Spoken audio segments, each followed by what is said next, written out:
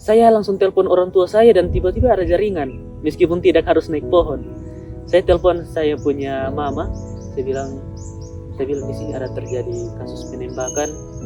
Kalau saya mati hari ini, jangan cari. Saya bilang begitu, jangan cari. Mungkin kalau saya mati di sini itu mungkin jalan Tuhan. Dia punya jangka waktu itu sangat berbeda pada saat itu. Tetapi sama seperti di film-film, ketika kami baru sampai di rumah misi, saya berlepas tas, langsung ada bunyi pesawat. Yeay.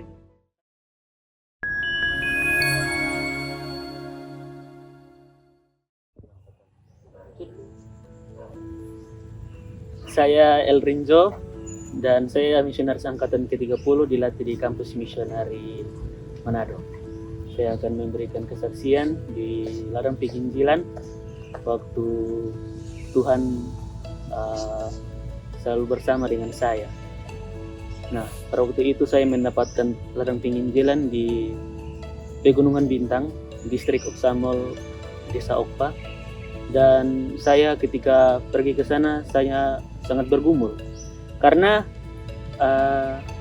yang ada di benak saya adalah ketakutan pada waktu itu. Dan ketika saya di sana bulan Januari, semuanya berjalan dengan baik, puji Tuhan. Tetapi ada satu kendala, komunikasi. Mereka tidak bisa berbahasa Indonesia, saya tidak bisa dengan mereka punya bahasa. Tetapi karena itu di perbatasan dengan Papua Nugini, jadi kami bisa berbicara dengan bahasa Inggris sedikit-sedikit dengan mereka. Terus pada masuk bulan keempat, saya bersama dengan teman-teman saya pada saat itu, dengan partner saya, kami masih bingung untuk melakukan apa yang harus kami lakukan pada waktu itu. Tapi dengan pertolongan Tuhan, Tuhan membukakan jalan dengan sarana kesehatan, dengan kami mensi orang-orang di sana, sehingga kami boleh masuk ke rumah mereka. Dan orang-orang di sana mereka sangat baik, mereka menerima kami dengan baik. Tetapi pergumulan yang saya takuti akhirnya terjadi pada saat itu. Saya kami mendengar kabar bahwa ada kasus penembakan di desa sebelah. Oh, jadi sebelum ke ladang sudah dengar-dengar juga? Iya, sudah pernah dengar juga. Pada saat di sana, di desa sebelah terjadi penembakan. Terus saya dan teman-teman takut pada saat itu. Jadi kami memutuskan untuk lari ke desa sebelah, yaitu desa Tinibil. Di situ ada runway atau tempat turunnya pesawat. Transportasi di sana hanya menggunakan pesawat. Di desa kami tidak ada runway itu untuk pesawat turun. Jadi ketika kami mau naik pesawat atau mau ambil bahan makanan, kami harus berjalan sekitar 8 atau sampai 10 jam untuk sampai di desa itu Tinibil yang ada tempat turunnya pesawat. Jadi karena kami dengar kasus penembakan itu, kami pergi ke Tinibil. Dan karena kami takut, kami di sana sekitar 1 minggu, kami tidak berani keluar rumah. Yang kami hanya lakukan adalah berdoa. Kami berdoa kepada Tuhan agar kiranya Tuhan tetap menolong kami, agar pelayanan di desa ini boleh berjalan dengan baik. 1 minggu berlalu, kami dengar kabar sudah membaik. Kami langsung kembali ke desa kami, yaitu desa Okpa. Kami melanjutkan pelayanan di sana seperti biasa. Pada bulan Mei, pada saat itu hari Jumat, kami selalu melakukan aktivitas kami sebagai guru. Kami mengajar anak-anak di sana.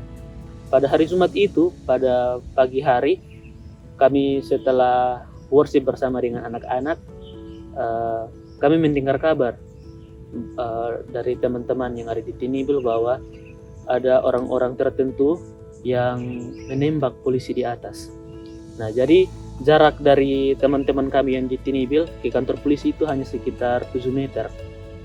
Jadi itu sangat dekat dengan teman-teman kami yang ada di Tinibil itu. Ketika kami dengar itu, mereka mengatakan, kalian yang dari Okpa harus segera kembali ke Tinibil. Harus segera kembali karena pesawat mau datang jemput, karena ini sangat emergensi. Sehingga kami langsung bergegas pada saat itu. Kami langsung bergegas packing barang. Terus mereka mengatakan pesawat dari Jayapura datang ke Pegunungan Bintang itu hanya sekitaran 1 jam lebih sedikit, 1 jam lah. Sedangkan kami harus melakukan perjalanan dari Okpa ke Tinibil itu sekitar 8 sampai 10 jam. Biasa kami jalan itu paling cepat itu 6 jam. Itu sudah paling cepat. Kalau jalan lama itu 8 atau 10 jam. Dan itu pergumulan kami karena perbedaan jarak waktu itu sangat berbeda. Pesawat dari Jayapura ke Pegunungan Bintang hanya 1 jam, sedangkan kami harus melakukan perjalanan dari Okpa ke Tinibil ke tempat turun pesawat itu 8 jam. Jadi saya secara pribadi saya putus asa pada saat itu. Saya menangis. Saya berpikir bahwa mungkin ini adalah hari terakhir. Saya secara pribadi saya rasakan seperti itu. Saya pikiran kosong. Saya langsung telepon saya punya orang tua yang berada di Kupang. Pada saat itu biasanya kalau kami mencari jaringan harus naik di pohon dulu, harus pergi di bukit tinggi baru dapat jaringan telepon. Tapi pada saat kejadian itu pagi itu, saya langsung telepon orang tua saya dan tiba-tiba ada jaringan, meskipun tidak harus naik pohon. Saya telepon saya punya mama, saya bilang di sini ada terjadi kasus penembakan. Kalau saya mati hari ini, jangan cari. Saya bilang begitu, jangan cari. Mungkin kalau saya mati di sini itu mungkin jalan Tuhan, mungkin itu jalan Tuhan yang terbaik. Yang penting saya mati dalam pelayanan. Saya katakan seperti itu.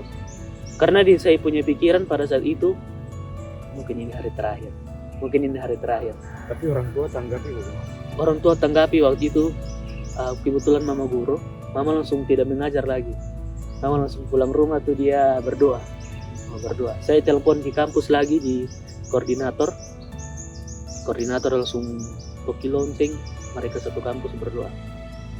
Dan kami juga berdoa. Ketika kami mendengar kabar bahwa kami harus melakukan perjalanan, orang-orang kampung Okpa mereka bilang, Bapak Guru jangan pergi di Tinibil, itu jauh, lari ke hutan saja, mereka bilang begitu. Tapi koordinator kami dia bilang tidak, kami harus pergi, mau kami mati di jalan atau mau kami terjadi apa-apa, kita harus pergi ke Tinibil. Dan kalau Tuhan memberkati kita semua, kita akan turun ke Jayapura hari ini. Dan pada saat itu kami melakukan perjalanan dengan pesan bahwa kalau baku dapat dengan orang-orang ini, kita hanya boleh diam saja dan berdoa.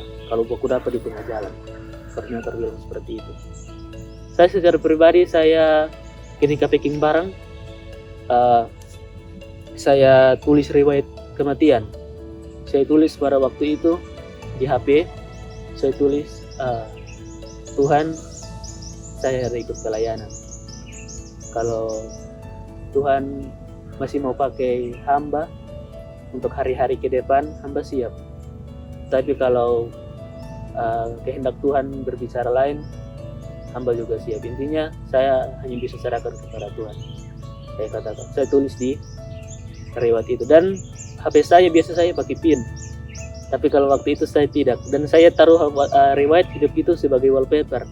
Dengan pikiran kalau saya mati pada saat itu, mungkin orang dapat lihat HP, mereka bisa melihat riwayat hidup atau pesan-pesan terakhir. Saya berpikir seperti itu. Saya sudah, karena pada saat itu memang genting sekali, karena mereka masih ada di sekitar situ dan di sekitar Tinibil. Dan kami mau pergi ke Tinibil. Jadi saya pribadi sangat takut karena tidak biasa dengan hal seperti ini. Terus kami melakukan perjalanan. Karena ada teman-teman saya yang mungkin pikirannya sudah kosong, sudah panik, sehingga dia jatuh ke jurang.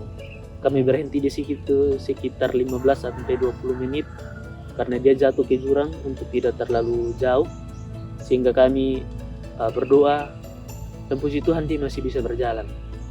Nah, ketika kami melakukan perjalanan, saya merasakan bahwa Tuhan menuntun kami semua. Kami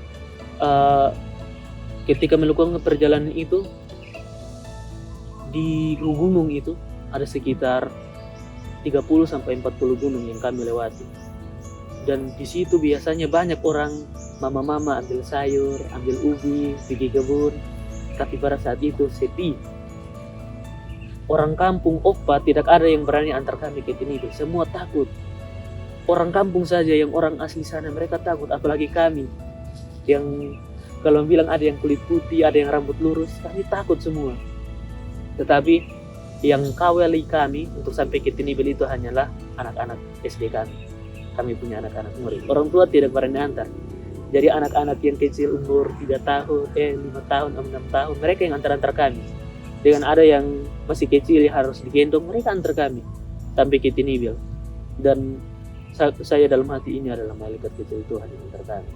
Ketika kami sampai di Tinibil, Tinibil itu suatu distrik, banyak penduduk, tetapi pada saat itu sepi. Tidak ada orang sama sekali.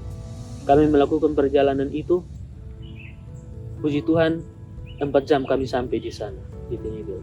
Dan itu adalah perjalanan tercepat yang kami pernah jalan. Itu adalah perjalanan tercepat. Kami biasa jalan tangan kosong, itu paling cepat itu 6 jam, 8 jam. Tapi pada saat itu, kami hanya berjalan 4 jam saja kami sampai di Tinibil. Ketika saya lepas tas, sampai di rumah misi, lepas tas, langsung ada bunyi pesawat di atas. Langsung ada bunyi pesawat. Jadi ketika kami sampai, pesawat dari Jayapura juga sampai. Bertepatan sekali. Padahal dia punya jangka waktu itu sangat berbeda pada saat itu. Tetapi sama seperti di film-film. Ketika kami sampai, baru sampai di rumah misi, saya berlepas tas, langsung ada bunyi pesawat. Ying. Tapi pada saat itu kabut. Jadi pesawat ini tidak bisa turun. Jadi ketika kami sudah di rumah misi, kami berkumpul bersama-sama, kami berdoa. Tuhan tolong agar langit terbuka. Sementara kami berdoa, itu pesawat itu dia di atas ada terputar karena belum dapat lihat itu runway untuk mau turun. Jadi dia masih terputar di atas. Nah, ketika kami amin, tiba-tiba langsung pesawat itu dia langsung parkir. Dia langsung turun. Ketika itu langsung awan itu terbuka dan pesawat turun. Dan itu saya rasakan, Tuhan itu luar biasa. Dari ketika itu, sebelum itu pilot sudah katakan tidak boleh bawa barang apapun. Tidak boleh bawa gitar, pakaian apapun, kasih biar. Karena kami itu ada 15 orang, itu sudah dengan anak-anak. Dengan kapasitas pesawat itu terbatas. Jadi kami melakukan apa yang kami bisa. Pilot bilang, ayo masuk. Yang saya bawa hanya pada saat itu adalah Alkitab dengan handphone saya. Yang saya bawa Alkitab di handphone saya. Semua gitar, semua pakaian, semua sepatu, pakaian gereja, semua saya kasih biar di pegunungan. Dan pada saat itu pesawat dia langsung berangkat. Waktu dia berangkat miring-miring begini karena takut ada yang dari bawah menembaki kami. Jadi pada saat itu ketika kami sudah di udara naik pesawat, kami merasakan bahwa Tuhan masih mau pakai saya secara pribadi. Jadi pelajaran pribadi yang saya dapat pada saat itu yaitu banyak berdoa, banyak puasa. Jika kita banyak berdoa, kita selalu bergumul kepada Tuhan, pasti Dia akan buka jalan.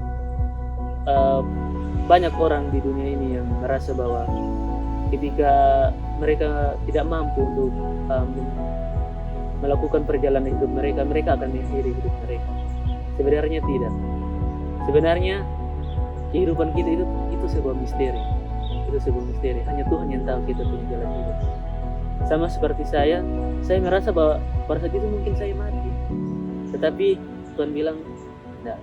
Tuhan masih mau pakai Nana untuk melakukan pekerjaan Tuhan. Dan saya merasa bahwa pada saat itu Tuhan berada dekat sekali dengan saya. Dan saya teringat ayat yang saya selalu baca dalam meditasi pagi, yaitu Matius 21 ayat 22. Apapun yang kita berdoa dengan iman, dengan penuh kepercayaan, pasti kita akan dapat itu. Dan itu adalah janji yang Tuhan tepati dalam kehidupan saya. Dan saya aminkan itu.